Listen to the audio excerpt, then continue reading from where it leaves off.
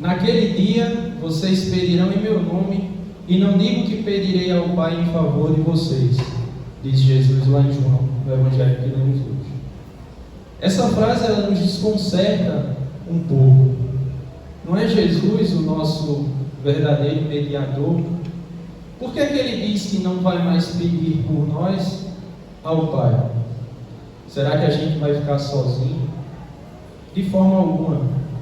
Aqui Jesus revela de maneira muito especial o ápice da nossa reconciliação com Deus através do sacrifício pelo qual Ele ainda vai passar. Ele não está se excluindo do processo, mas Ele está nos mostrando que por meio dele, a barreira que havia entre nós e o Pai não existe mais. Naquele dia, diz Jesus. No Evangelho de João, essa expressão para nós, ela fala da ressurreição. Quando o Espírito Santo será derramado e os discípulos e nós vamos viver exclusivamente pela fé no Cristo glorificado. É o tempo da nova aliança, aquela em que a obra da cruz terá sido consumada e a mediação do Cristo ressurreto será real e eficaz.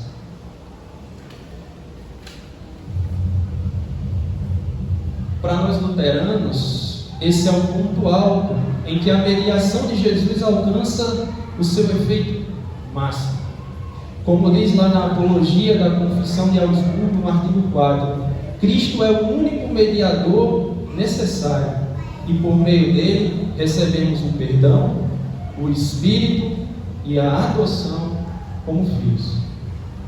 Logo, orar em nome de Jesus não é algo simplesmente simbólico, é algo real, é algo que faz parte da nossa vida, é algo que conecta a gente com o Pai.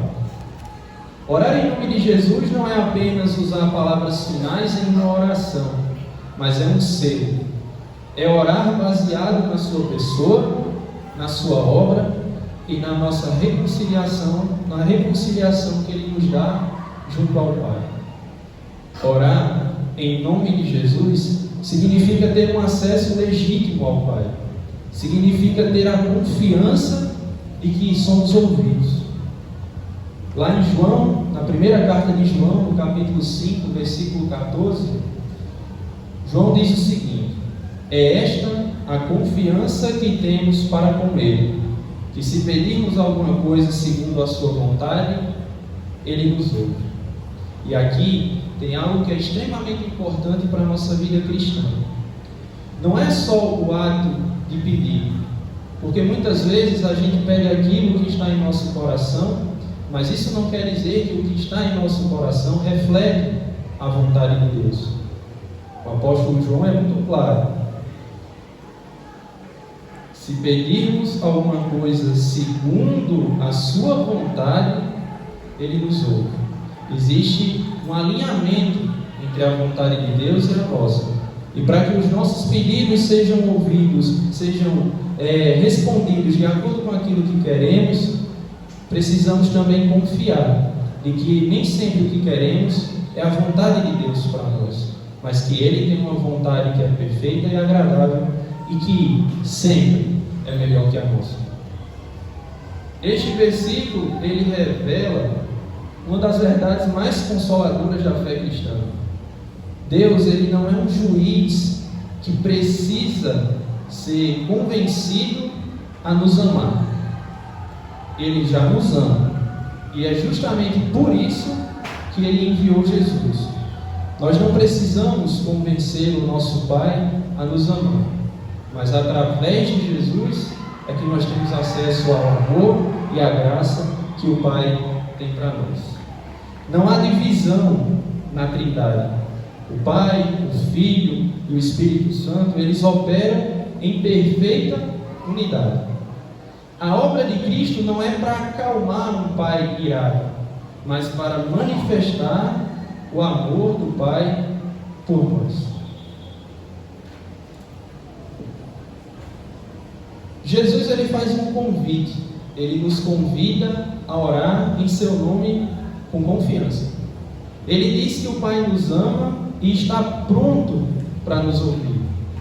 Mas, no entanto, se a gente for honesto, se a gente for claro, não só mas principalmente com nós mesmos, né? Se a gente for claro conosco mesmo, ali, com aquilo que nós sentimos de verdade, a gente vai perceber que muitas vezes a gente deixa de lado momentos de oração, momentos de estudo da palavra.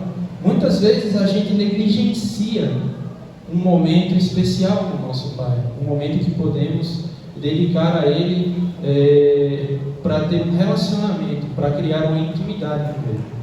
Temos vivido como filhos confiantes ou como servos apressados e distraídos?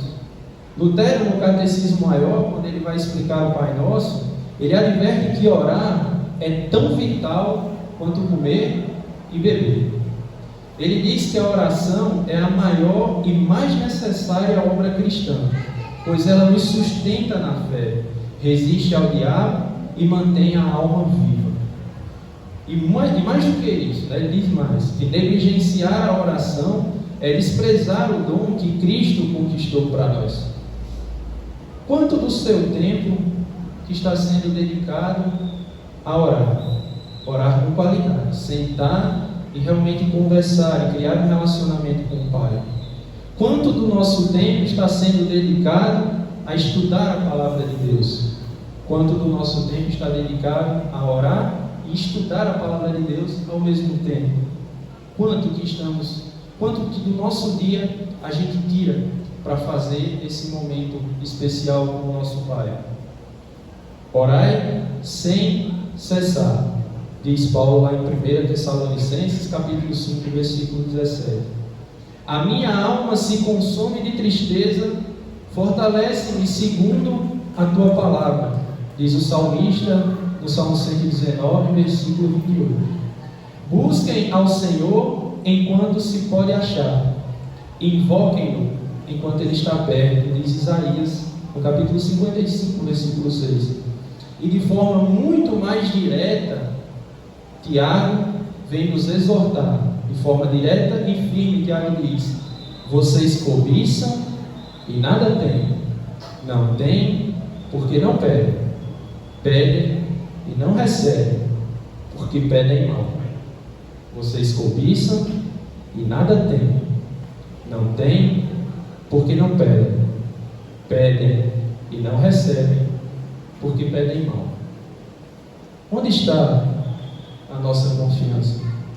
Estamos cultivando uma vida de oração como filhos diante de um Pai que nos ama, ou como pessoas autossuficientes diante do mundo?